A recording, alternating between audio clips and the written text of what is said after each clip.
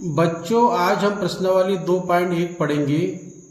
प्रश्न क्रमांक पहला प्रश्न है, निम्नलिखित व्यंजकों में कौन कौन एक चर में बहुपद है।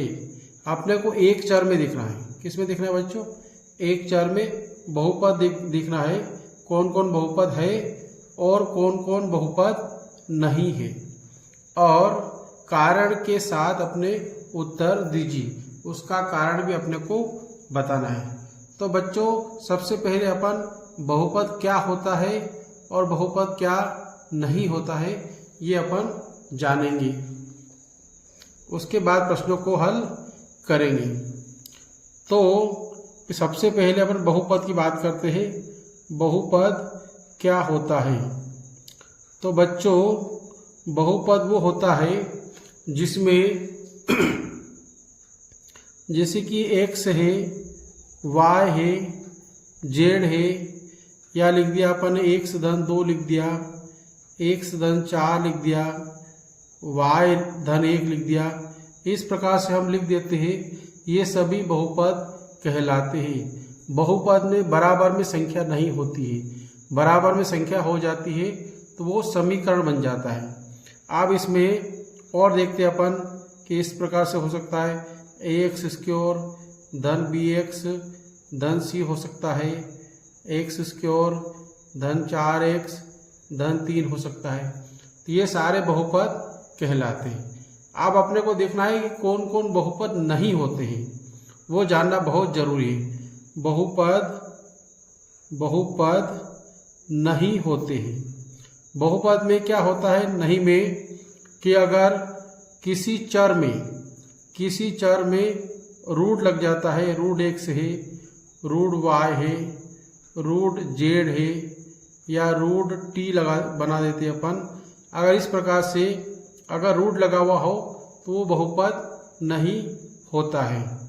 और यदि x हो, y हो, z हो, t हो, या कोई भी चर पद हो, वो अगर बटे में आता है वो भी आपका बहुपद नहीं होता है। 1/x हो सकता है, 2/x हो सकता है, 3/x हो सकता है, माइनस में हो सकता है, प्लस में हो सकता है। कैसा भी हो वो बहुपद नहीं होगा। चलिए प्रश्नों को हल करते हैं। पहला प्रश्न। चलिए बच्चों, अभी तक आपने वीडियो को लाइक नहीं किया हो तो लाइक कर दीजिए, और अभी तक चैनल को सब्सक्राइब नहीं किया हो तो सब्सक्राइब कर दीजिए। पहला प्रश्न, 4x स्क्वायर माइनस 3x धन 7। बच्चों यहाँ पे देखिए कहीं भी रूट नहीं है और ये बटे में भी नहीं है। ठीक है ना बच्चों? इसकी घात पूरी घात है, पूर्ण घात होना चाहिए। तो x की घात 2 है, x की घात 1 है, तो ये आपका बहुपद है। एक चर में बहुपद है तो लिख देंगे बहुपद है। कारण क्या हो जाएगा? क्योंकि इसकी घात पूर्ण घात है, इसकी घात पूरी घात है। दूसरा देखते बच्चों, y की घात 2 धन रूट 2।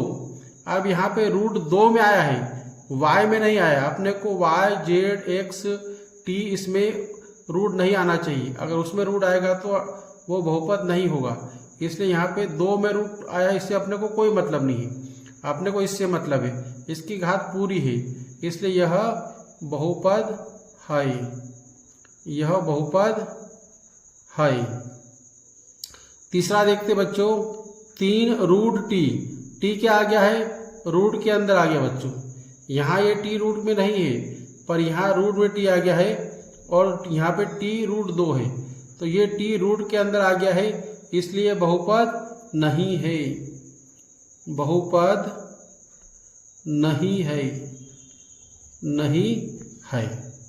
ठीक है बच्चों, इसको देखते हैं चौथे को। चौथा क्या है? y धन 2/y। मतलब ये जो y है क्या आ गया? बटे में आ गया, और बटे में आएगा तो भी बहुपद नहीं होगा। तो लिखेंगे ये बहुपद नहीं है।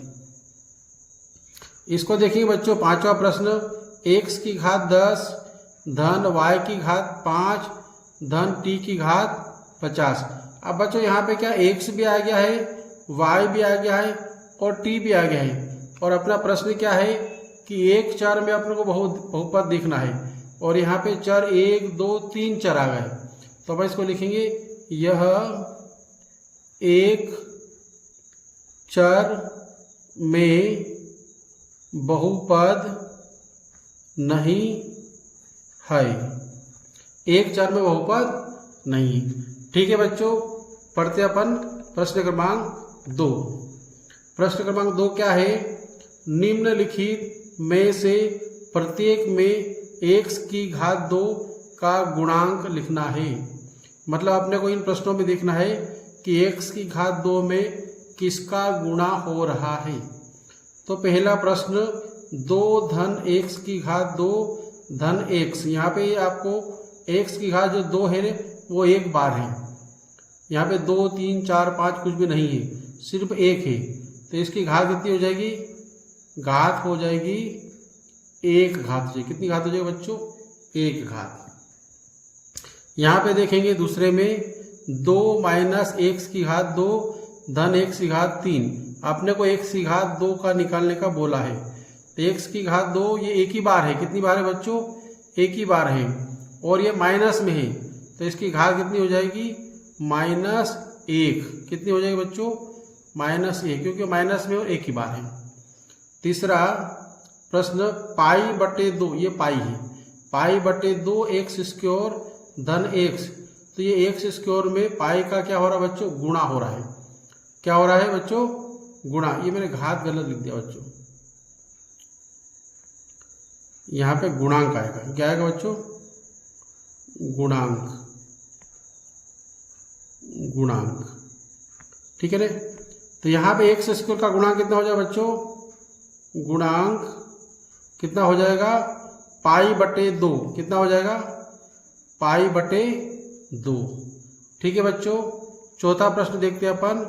√2x - 1।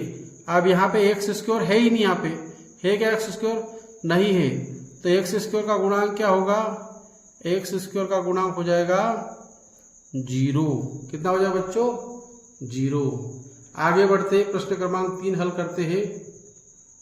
तीसरा प्रश्न 35 घात के द्विपद का और 100 घात के एक पदी का एक उदाहरण दीजिए जिसकी घात 35 हो और वो कैसा हो? द्विपद हो। द्विपद मतलब 2 पद वाला हो। तो इसका हो जाएगा पहला 35 घात वाला हो जाएगा x की घात 35 धन अपर यहाँ लिख देंगे 1। क्या लिख देंगे? धन 1 लिख सकते हैं, धन 2 लिख सकते हैं, कुछ भी लिख सकते हैं। ये हो जाए x की घात 2 और ये द्विपद मतलब कितने पद हो गए बच्चों? 2 पद हो गए, एक ये और एक ये, 2 पद हो गए। अब अपने को लिखना है 100 घात का एक पद। तो 100 घात का एक पद क्या हो जाएगा? x की घात 100। ये हो गया 100 घात का एक पदी का उदाहरण।